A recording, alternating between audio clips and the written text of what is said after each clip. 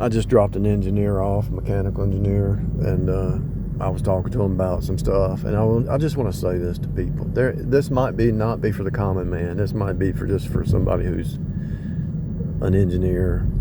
Look, just like you can take an equation in the time domain, translate it to the S domain, solve it really easy, bring it back to the time domain, and then solve the problem. Whereas when you're in the time domain, it's hard to solve.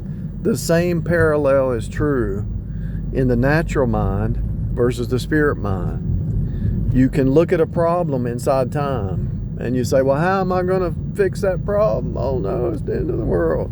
Well, step out of time, get into the spirit mind, look at it from the outside in, say, okay, what's the eternal truth? What's the eternal truth? Forget time. What's the eternal truth? Well, the eternal truth is the solution was there before the problem appeared. And it's by faith. So then you go back in time, and whatever problem you're facing, you walk by faith. And in other words, if I had a flat tire right now, so I would have to pull over here and be scratching my head and say, oh, wait a minute. Somebody knew that there would be a possibility of having a flat tire. And somebody had already pre-planned and put a tire in my trunk, put a jack in the trunk, and so I've got a spare. The solution's already there. And even though it might be a smaller spare, I'm not sure if mine is or not, there's a tire place right down the street here, and if I don't fix it myself, I can go down here and get it fixed. The solution's there before the problem appeared. My point is this.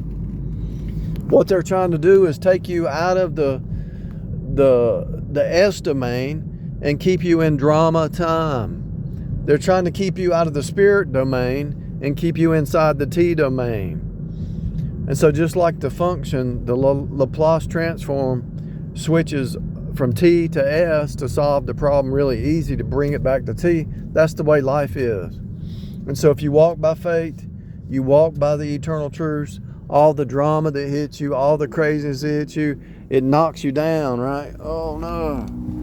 It hits you, but then you get back up because you have eternal truth. It doesn't have to destroy you because you look at things from the eternal and you look at truth.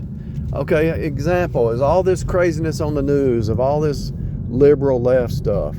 Don't let it sway you. They are their own worst enemy. They are destroying themselves. You just stay upright. You stay in peace. You do what you know is right. You stand for truth, and they're going to destroy themselves. And a lot of them are going to get saved, and they're going to look and regret what they did and what they believed and what they said. Same with Hollywood. Cut that off. When we stop listening to Hollywood and giving our money to foolishness and to people who are on the left, and you just quit giving your money to them, they're gonna have to change, because all they care about is money. You don't care about money. You care about truth. The solution was there before the problem appeared, so we already know what's happening. They're trying to turn everybody into a machine man or a machine woman. They're trying to take away your identity and confuse you and take away the fact that you're made in the image of God and that you got Adam and Eve. They're trying to destroy that. You know the truth. If they want to believe delusions, let them. If they want to believe lies, let them. Tell them the truth, then just walk away. Shake the dust off your feet. Shake the dust. Don't get upset. Don't get mad. You just stay steady state. It don't matter what they do. They're not the church. They're the Gentiles, and the Gentiles have always been against the church. And if you think that your nation is a Christian nation, you're smoking something. You all you have to do is look around. You're in delusion if you think your nation's a Christian nation. My point is, the God of this world is just messing with the Christians to try to put you in drama. We already know the 666 AI machine man is on the way. We already know it's headed this way. But because of the rapture of the church, you're not going to be here.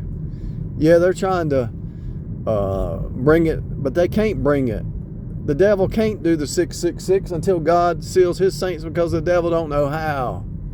The devil's a copycat. When God seals his saints in Revelation, then the devil looks and watches that and says, oh, okay, that's how you do it. Then the 666, after God seals his believers. But it's going to be an anti. It's always an anti. God seals you in the inner man by his Spirit. But the devil wants to seal you in the outer man through technology, through a man-made device. My point is, you don't have to live in fear. You just stand firm, and you solve problems by leaving time, the T domain, go to the S domain, which is the Spirit, look at it from eternal, look at it from biblical truth, come back and face off with that problem. And you stand. See, they're trying to capsize your ship. They're trying to hit you with so much stuff that your ship is capsized. But if you stand on eternal truth, it don't matter what happens down here. Your body ship, your mind, your heart, your will, your soul, it's steady state. Okay, somebody wants to get you bitter, right?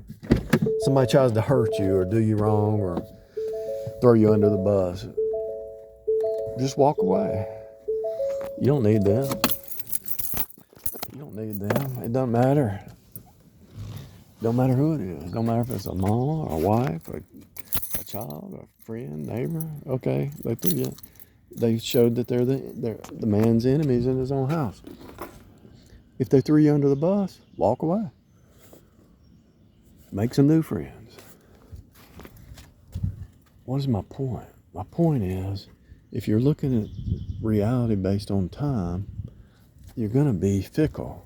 But if you stand on the truth, you're going to be steady state and upright. You're not going to be swayed to and fro, tossed to and fro by every wind of doctrine.